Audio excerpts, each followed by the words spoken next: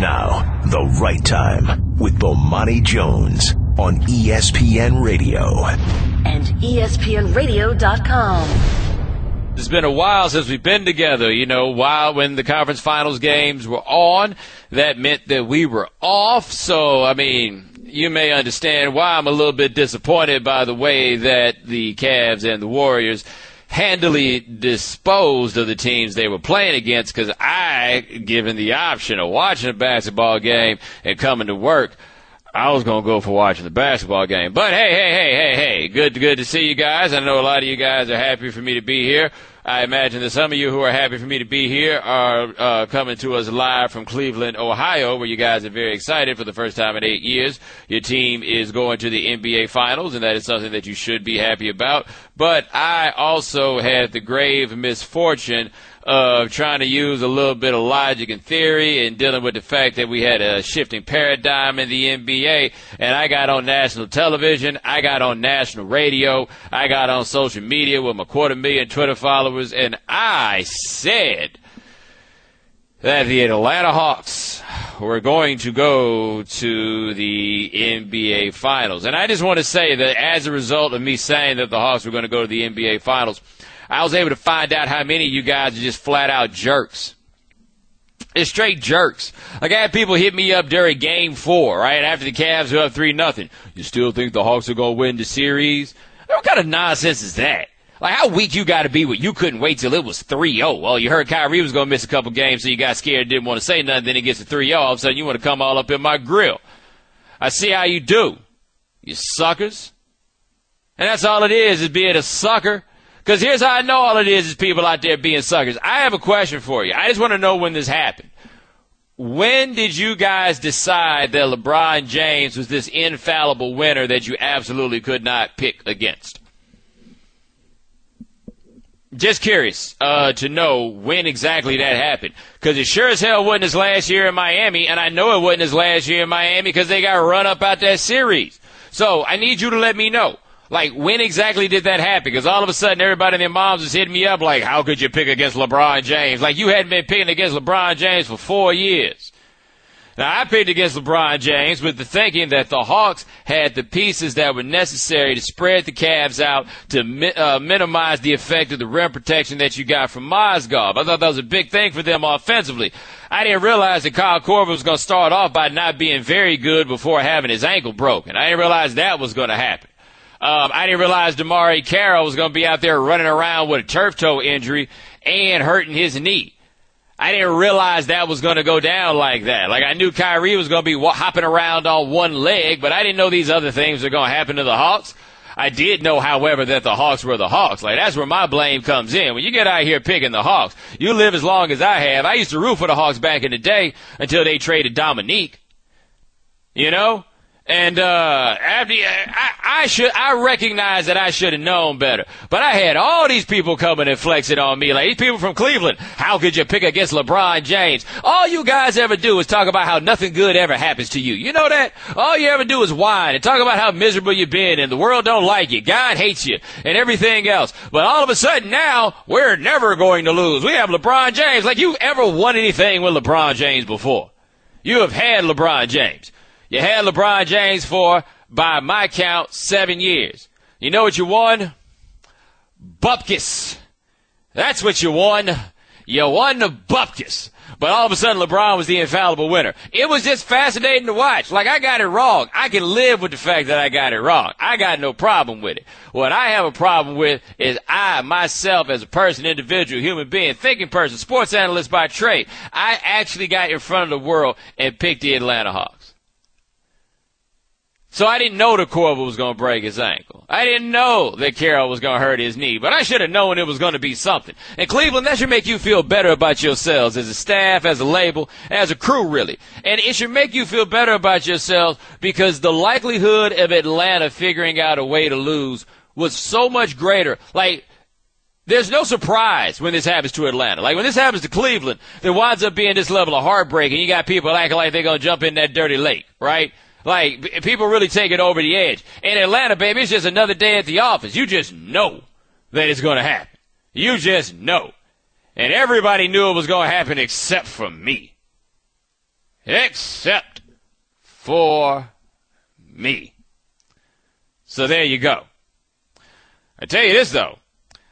I don't know how exactly you get but so cocky over that win over those Hawks. And the telephone number, by the way, is 888-729-3776. Now, the reason that I say that about getting cocky about beating the Hawks is you saw that Hawks team that was out there. Like, regardless of what you think about me being right or wrong, that was a depleted outfit. That was a team that lost Al Horford for the second half of Game 3, a game they had a chance to win because he got himself ejected, right? Like, that game was close. That game was still close. The thing I noticed about that series, if there was anything to be worried about for the Cavs, is I've read a lot of things about how well the Cavs played defensively in that series. I felt like the Hawks missed a lot of open shots. Like, I really do feel like they missed a lot of open shots. Now, you can't blame the Cavs because the Hawks missed the open shots, but it's not as though the Cavaliers suddenly turned into the bad boy Pistons in that round. Like, I don't think that's what's happened. What they're going against in the finals is something completely different than what they went up against in the East. And you can only beat the teams that you play against. That's it. So you can't take anything away from Cleveland for what they came out of the East against. You can't. You can only beat the teams that you play against. I'm just saying the team they're going to play against next ain't the team that they've been playing against. It's just not. And it's been a weird postseason because LeBron's numbers, like, they look great. Like, when you just look at them across the board, the old school straight counting stats, the numbers look great, but this isn't the same LeBron James. When you got LeBron James shooting below 20% from the three-point line, we got a problem. And I saw somebody dig up one year during the Bulls championship runs, I think it was 97, where Michael Jordan only shot something like 20% for three-point range. The thing is, this isn't 1997. Like, this game is being played according to a different paradigm. I'll be curious to see how LeBron figures out to use himself, because it's not like, he's the coach. So how is he going to figure out how to use himself against a team that is maybe the best defensive team in the NBA? Like, quite possibly the best defensive team in the NBA. It's going to be interesting to watch, but I'll be the first to say, I didn't think that Cleveland could make the NBA Finals in the first year of doing this experiment. Regardless of any mitigating factors I could point to, I didn't think that this would happen. I didn't think that LeBron would be able to get the Heat to the NBA Finals the first year that they were together in Miami, and they had some good breaks in order to make that happen. The big one being that Boston wasn't healthy by the time they came around. This one, I didn't think they'd be able to put that together. I thought this team had holes that were just too big. I still think they have holes, but they got to the NBA Finals. Like, I can't take that part away from them. They got there. They're in this, and they are in this with the best player in the NBA on their side. And they'll have 8 days of rest, so maybe Kyrie's knee is going to be better. I don't know how it goes because I'm not sure anymore exactly what's hurt on him. But it seems that what his injury is more than 1 week is going to fix. I'm sure they're going to be doing the Lord's work on his leg in that 1 week, but it's a bit more than 1 week can fix. LeBron's got those miles on him. Like, a lot of guys are banged up for Cleveland in a way that it doesn't feel the same for Golden State. Well, maybe, what's his name? Klay Thompson will get a chance to shake off that concussion. The concussion they didn't think was a concussion when he got kneed in the head and when he started bleeding out of his ear. Nobody really was like, hey, I think we might want to do that concussion test again. Geico presents Strange Savings Stories. Astronomers detected an interstellar transmission. It stated, Geico, 15 minutes could save you 15% or more. The implications were staggering. Was the cosmos telling us we could all save hundreds on car insurance with Geico? Or did their radar merely pick up a signal from the nearby Rufus and Clyde's morning show? We may never know. Geico. 15 minutes could save you 15% or more on car insurance. Bomani. All guests join us on the Subway Fresh Take Hotline, including our next guest from Comcast Sportsnet Chicago. He's their Bulls insider. His name is Vince Goodwill. Vince, what's going on? Bomani, I'm still not used to you calling me Vince, but it works. I only do that because you're at work and you want to sound professional. I call you Vinny if you prefer. You know what I mean? We can do that. Whatever works for you, Bo, Monty. Yeah, okay, at least you can do is say it right. We're talking to Vinny Goodwill of Comcast Sportsnet Chicago. And before covering the Bulls, you covered the Pistons for many years. You have been a man who has attended many a firing press conference. Have you been to a firing press conference quite like this one? Okay, before the firing press conference, you need to go back to the firing statement. usually with the Pistons, they like to say, we like to thank X and X coach for his X amount of months of service, because usually it's measured in months, not years in Detroit. And then they just say, we're going to go in a different direction. The statement was laced with so much venom from Jerry Reinsdorf that you knew the press conference was going to be a little awkward. And it was. So I've never been to a press conference like that. I've never been to a firing like that where there seems to be so much animosity for a guy with a 650 winning percentage. But they did have to explain the firing in the statement because of the 650 winning percentage, right? They did, because of, let's be honest, there's been so much, squabbling, open squabbling, leaks and things like that from both sides that there had to be some type of way that they had to address it. You very rarely see it so strongly coded, and I think it sort of hints to almost like it seems like they blame Thibodeau. Not necessarily blame him for an entire stretch of things, but it seems like they blamed him when they looked at the Cleveland Cavaliers being wounded, and they really saw that this team had a realistic shot at qualifying for the NBA Finals this year, and it didn't happen. And all the things that they blamed Thibodeau for in a microwave came out to sort of manifest itself during that series. And I think that sort of led to this sort of anger from the front office and from ownership when they released them. Well, what were the main points of contention? Well, clearly the minutes restrictions that were placed on Joakim Noah and Derrick Rose throughout the course of the year, that was kind of like a linchpin of philosophical differences. Tom Thibodeau waited till basically the deadline of the eve of the 2013-14 season to sign a contract extension that had been on his table for months. They released assistant coaches that Thibodeau favored, for obviously internal reasons and things like that. It just seemed to be a marriage going bad, despite the fact that the marriage had been successful from both sides. I don't really think that either side truly maybe respected the job that the other side done enough to really give any leeway. It's a really bizarre situation because good coaches are hard to find, and it's obvious the Bulls feel like they can find not necessarily a better one, but one they can better get along with. We're talking to Vince Goodwill of Comcast Sportsnet Chicago, and there was this one time the Bulls had a successful head coach, more successful than Thibodeau, but successful all the same, and they got rid of him and replaced him with the coach at Iowa State. It appears that history is going to repeat itself if Fred Hoiberg is the man to get this job in Chicago. Does that seem like a good idea? Well, let's be honest here. Tom Thibodeau is not Phil Jackson. And we would hope, and one would hope, that Fred Hoiberg is not Tim Floyd, circa 1998-99. Yeah, it's the optics of it seem very similar. I think the only way that this is truly similar is the way that Jerry Reinsdorf, the Bulls owner, sides with his front office over his coaches every single time. You can go to look at his history with the White Sox and certainly with the Bulls. They seemingly look like that they want to find someone that they can work better with. And Reinsdorf's statement talked about sort of almost alluding to a separation of church and state between the coaches in the front office and different departments and such and such. And Paxson talked about, not one side not taking suggestions from the other, and there's been a breakdown of communication. You wonder what stems from all that. You wonder how it got to that point. But clearly, neither side was talking. It was like parents who were basically on the way to a divorce, and they just had to deal with each other for 6 to 8 months until it was over with. All right, talking to Vince Goodwill of Comcast Sportsnet Chicago. Now, next season is an interesting one for the Bulls, though. Like, we have to see physically what Joakim Noah is going to look like because he seemed to be done by the end of the postseason. And the big one, Derrick Rose is going into a lame duck year on his contract, and I don't know what in the world you're supposed to pay him. Am I crazy in saying from a distance that next year could be a weird one for a new coach to step into? Not only that, and you're not factoring in the fact that Jimmy Butler is emerging into an alpha dog. And someone who's going to get paid this summer. And on normal situations and normal teams, even with a team with a Derrick Rose, Jimmy Butler will probably take the bulk of everything, the bulk of the attention, the bulk of the marketing, the bulk of the shots.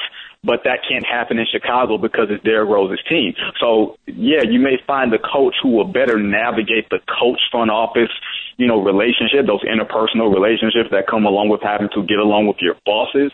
But when it comes to going into a locker room, and if you have Joakim Noah, who's on a last year of his deal, mind you, and you have a Derrick Rose who if the playoff is any indication, he is on the way back to being something close to what Derrick Rose was, but nobody can really be sure. Those are a lot of personnel things to navigate for a first-year head coach. Should they go for Fred Hoiberg, I think that's going to be a little bit difficult to navigate, especially when you have championship expectations. And let's not forget, Pau Gasol is going to be 35 years old. You're not going to see the type of basketball next year that you saw from him this year. Well, we've seen James Harden emerge since he got to Houston, and one part of him leaving Oklahoma City that people don't talk about is that James Harden saw himself as a franchise player, which meant he would need to have his own franchise.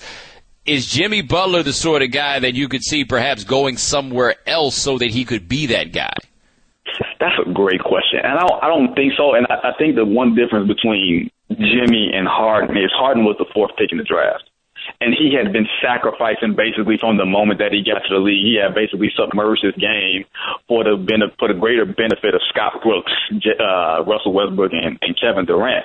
Jimmy Butler has sort of emerged from being a player who was grateful to be in the league into being a contributor into now basically being a bona fide star. Like when the Bulls were struggling early in the season when Derrick Rose first came back, Jimmy Butler was earning MVP chance, early in the season. And you could see that there were stretches of moments, especially in that Chicago series, where Butler may have been the best player on the floor. And this is on the same floor with LeBron James and Derrick Rose, who was sort of having his own, mini resurgence. So do I think that he'll go out there and seek a 1-year deal or a short 2-year deal where he can sort of get out of Chicago quickly? I don't think so, because I think he likes where he is. I think he likes the way he's developed here. And I think to a degree he doesn't believe that maybe another franchise would have afforded them that opportunity. But at the same time, this is a man who also turned down $10 million because he wanted 12, and the organization didn't want to give it to him, and now he's in line for a max contract. So in his own way, maybe getting his money is validation enough.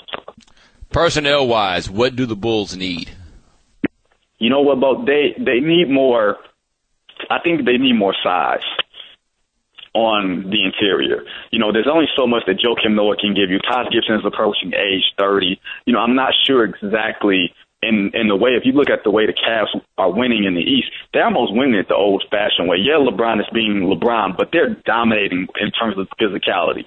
They really bullied the Bulls in that second-round series, which you really didn't expect to see with this type of Bulls team. And I think if you add those type of pieces, you may have to add one more shooter who can sort of stretch the floor.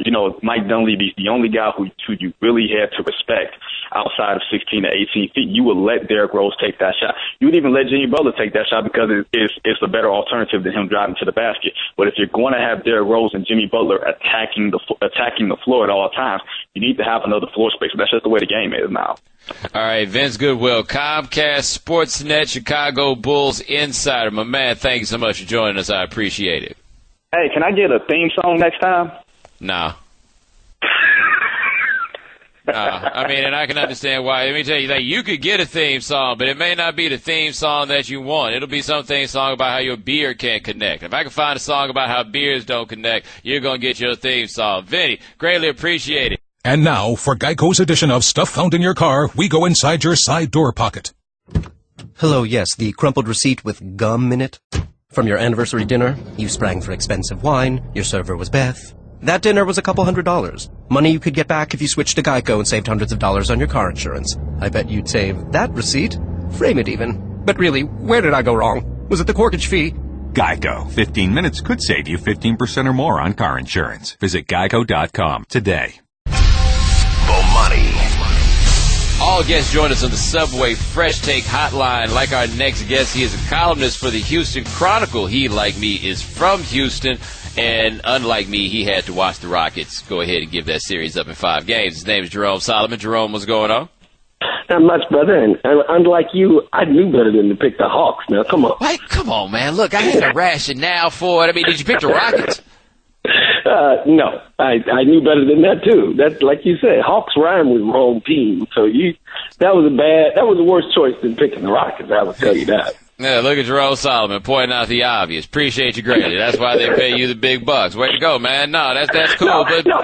See, since I'm from Houston and I'm slightly your elder, I get to bring you down a notch because I see how you dog these poor innocent callers who call in, and they love it. They call in for the torture, but I figure, somebody has to slice you off just a skeet. Yeah, it just had to be you. I see how it is. We talking Jerome Solomon of the Houston Chronicle, and the Rockets lost that in 5 games, and 2 things happened. Let's start with the first one. James Harden turned the ball over 13 times. I don't know what he was thinking or what he was doing. It was a horrible game for him. I mean, he's been having to run the point and handle the ball a lot more, but he just did not have his head in the game. These were not, forced turnovers. These were just errors that he committed, dribbling the ball off his foot and lazy, lackadaisical passes. It was just a really pitiful performance for a guy with his talent. And you can live with the turnovers if you're trying to make a sharp pass, but you can't live it when you're making bad passes and lazy passes, and then you don't make a turnover and make up for it by coming down and busting 3 jumpers in somebody's face to get a little get back. He ended up with more turnovers than shot attempts. That's just inexcusable. Well, is there any concern that the moment got to him?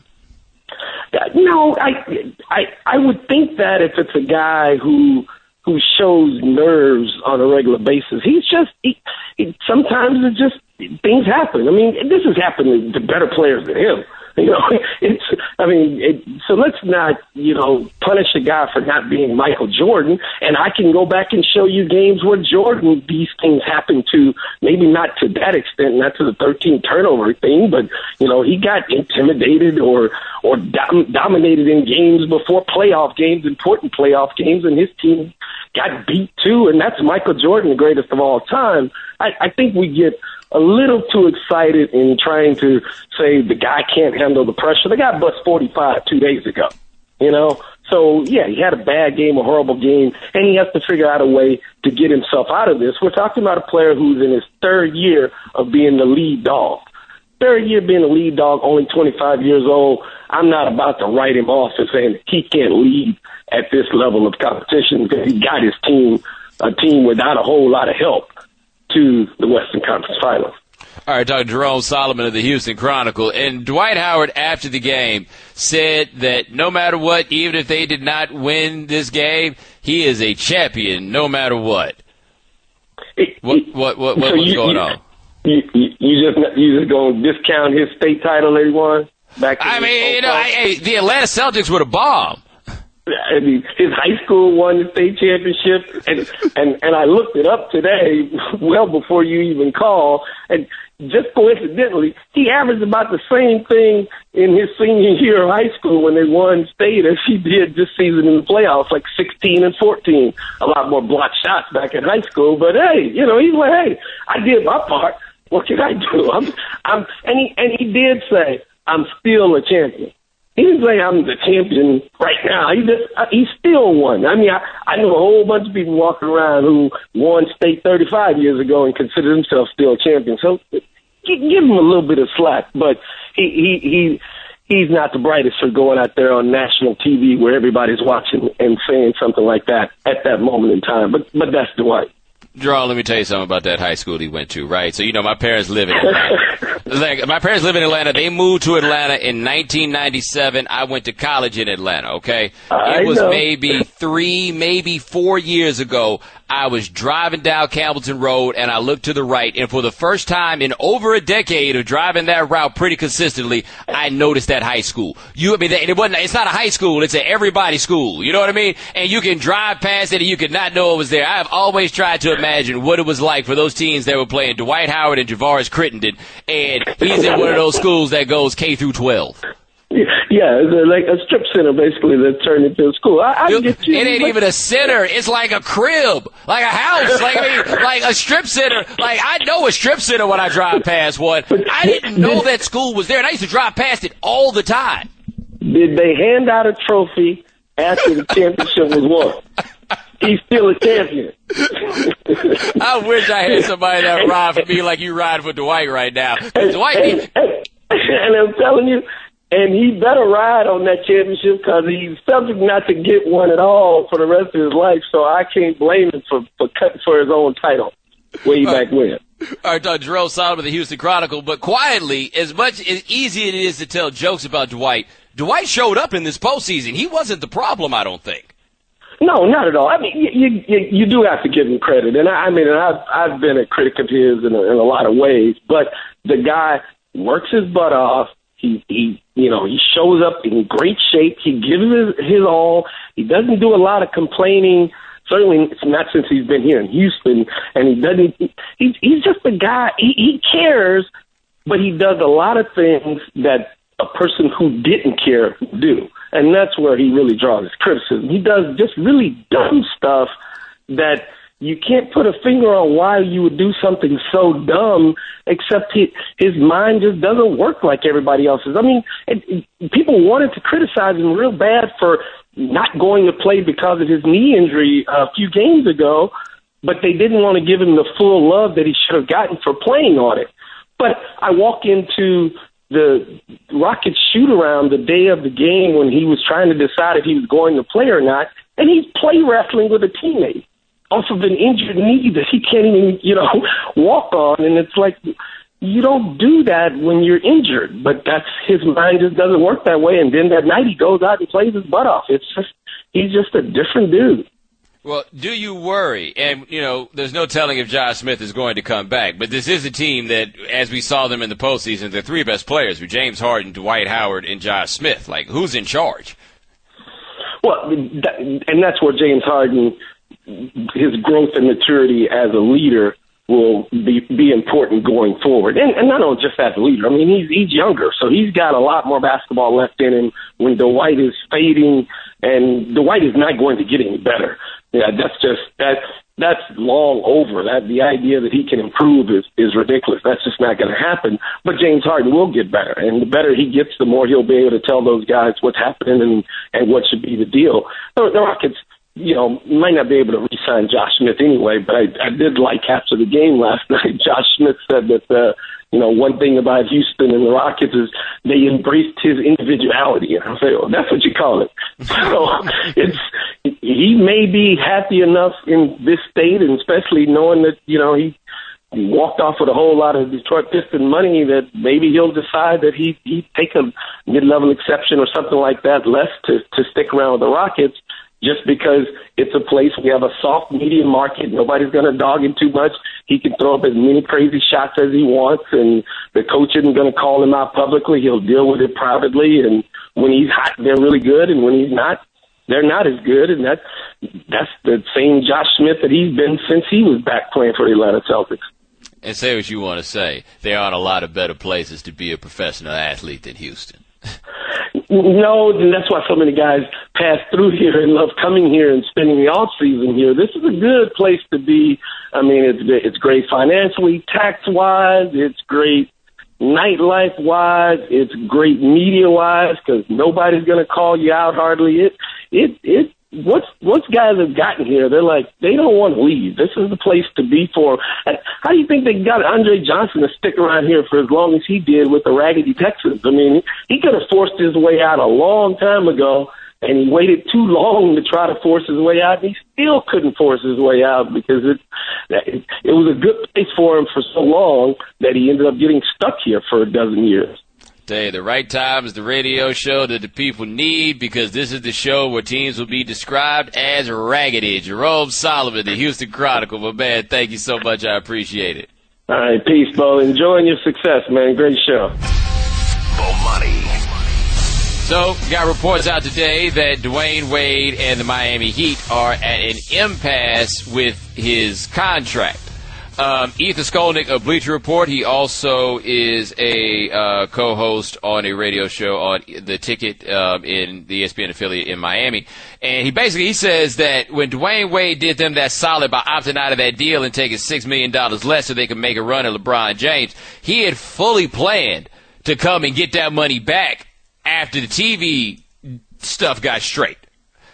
Well, the Heat are looking at Dwyane Wade like, yeah, while I understand what it is that you're saying, your minutes per game keep falling and your body keeps falling apart, and we don't know if we can just lay a bunch of cash on you. The Heat thought that they would be able to get Dwyane to play it like Dirk Nowitzki has played it, and the way that Tim Duncan, to a degree, has played it, which is to take these under-market deals as everything goes on. Right. Do the home team a solid. And Dwyane Wade's looking at them like, I did y'all a solid. I gave y'all $6 million. Now, here's the thing. I think this is something that we all learn as we grow and as we become adults, and that is, I'm going to give some game to you right now if you don't have this level of game, and a lot of y'all don't have this game because y'all falling out over this kind of stuff every single day. This is an axiom you can take with you for the rest of your life. Don't loan anybody any money that you can't afford to lose.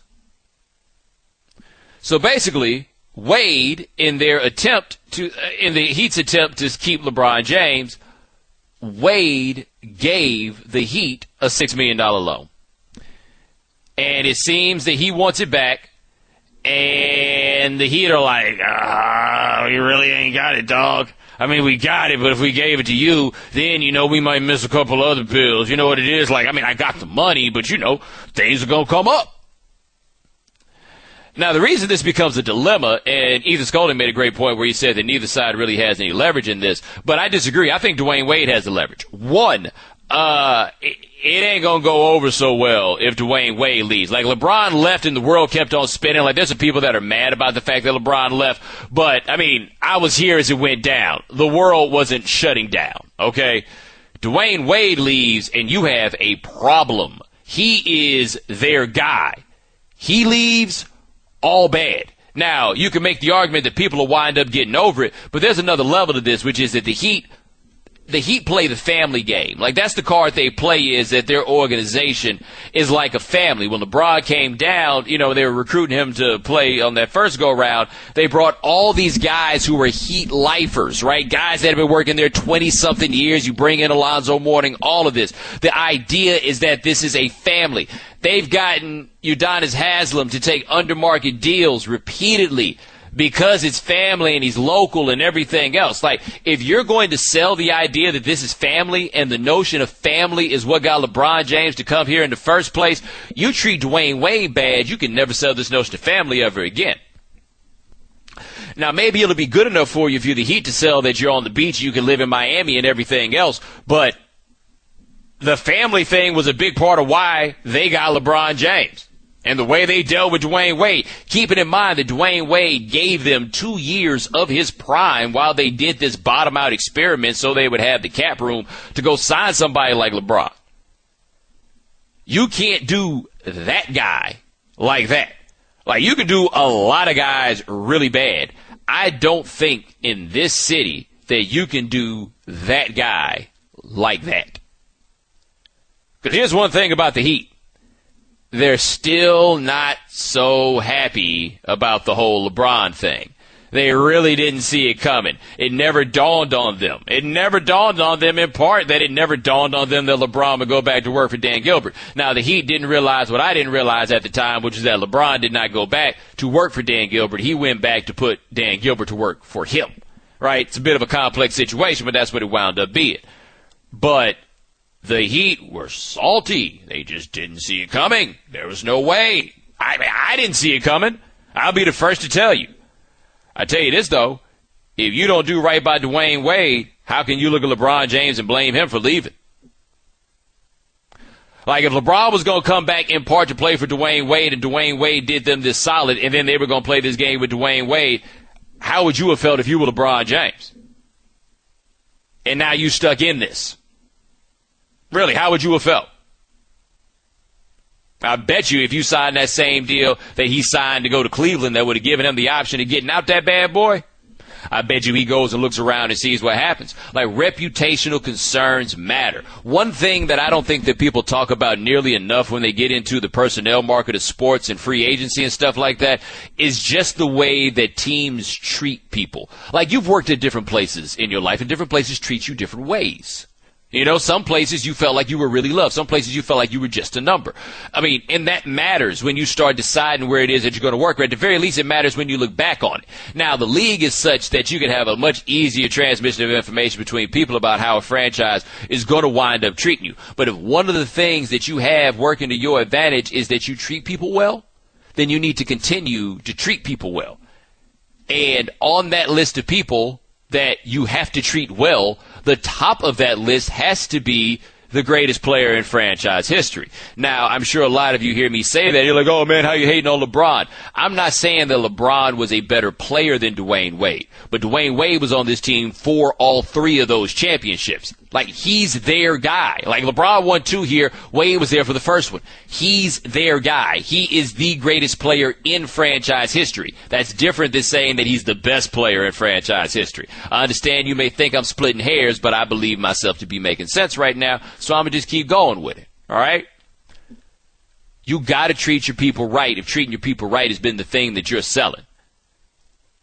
Because if you come down here and these guys are going to ask you to do a solid and give back some money to make something happen, right? Or that's what's necessary, and you do that for the team, and then they come back on the other side and be like, I mean, ain't nobody tell you to do that. Like, you're a grown man. It was on you. If they'll do that to D. Wade, what are they going to do to you? So my guess is, I don't know if they give Dwyane Wade an irresponsible contract, but Dwyane Wade's going to get the money. It's in everybody's best interest for Dwyane Wade to get the money. It's basically the same thing that's going on with the Lakers right now. Now, you can say they're paying Kobe Bryant too much money. That's fine, but there's a value in people knowing that you treated Kobe Bryant that way. Now, Kobe might force their hand after next season and make a hard decision, but I think you feel better by knowing that you're going to a place when it's coming down to tiebreakers on free agents. Yeah, that weather stuff is helping. That weather stuff is good. But being treated well matters a whole lot. Bomani. Adrian Peterson kind of had a meltdown on Twitter today. And I don't even know if meltdown's the right way to put it, but it was interesting to watch because Peterson was talking about the idea of honoring your contract.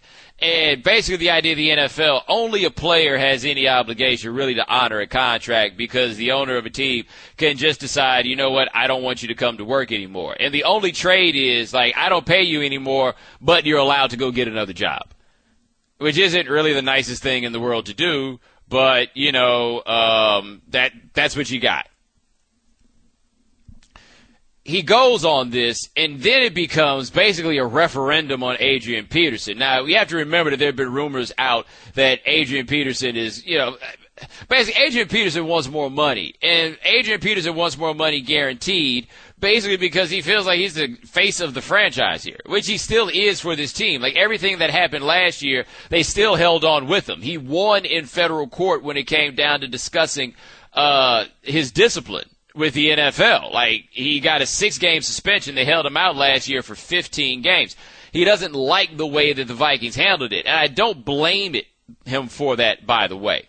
He doesn't like the fact that the Vikings stood by him at first, and then when it got hot, they went and stashed him on that list, and then wanted to come back on the back end and say, see how we stuck by you. They didn't really stick by him. He was just a little bit too good for them to let go of because they always had the option of cutting bait.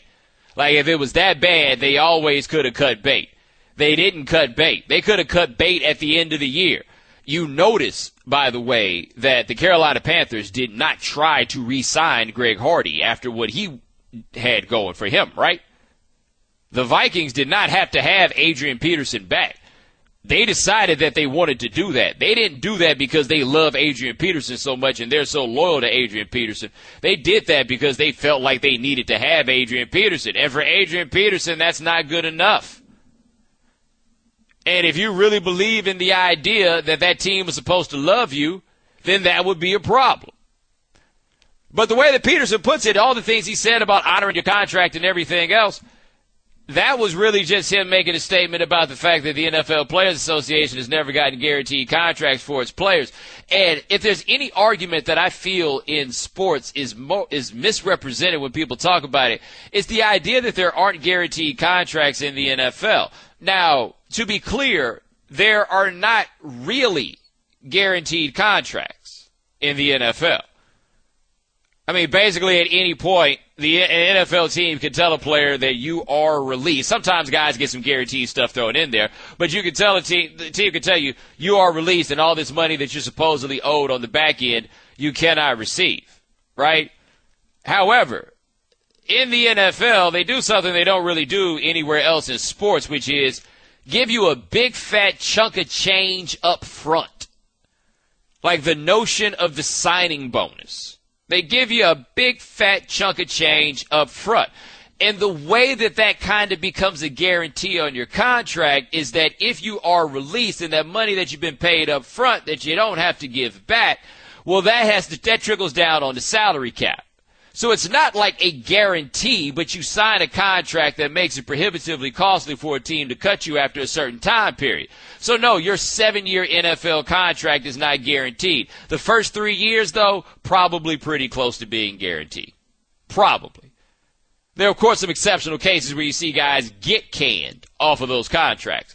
But the idea that the contracts are not guaranteed is a bit misrepresentative. You are going to get to a point in your contract where it is not guaranteed. But other sports have those. They just call them by different names. Like in the NBA, they call it a team option. You'll see the same thing in baseball. It'll be a team option. A team option is a year in a contract that is not guaranteed. Like there it is. Now, I'm not saying that contracts in the NFL are a great deal for the players. I just don't think there's really that much of a better way to work this system out. And the reason I say that is, as much as I'm not the guy that's out here rooting for the casino,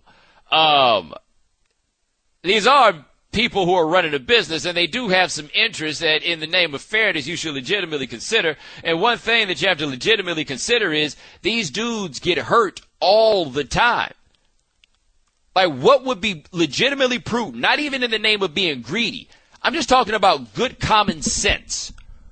What would be the common sense numbers that you would guarantee in someone's contract? Like, what good sense would it make to give any football player a 5-year guaranteed contract? It just doesn't add up. It's just far too risky for you to do something like that. Look, I don't think it's a good idea to give starting pitchers in baseball 5-year guaranteed contracts. So what sense would that make for a team? Like, it can't really work that way.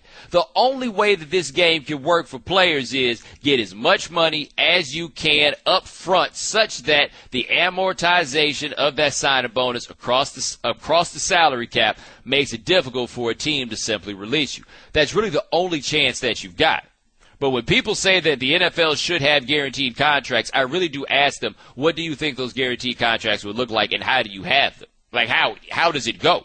Because I bet you when you talk about having guaranteed contracts, the way that people would probably say that you should do that is you have the guaranteed contracts, and then behind that you have some sort of incentive structure in the contract.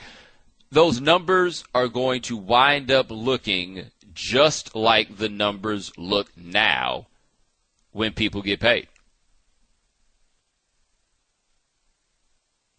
Like, there it is. I mean, I bet you that's how it would all shake out.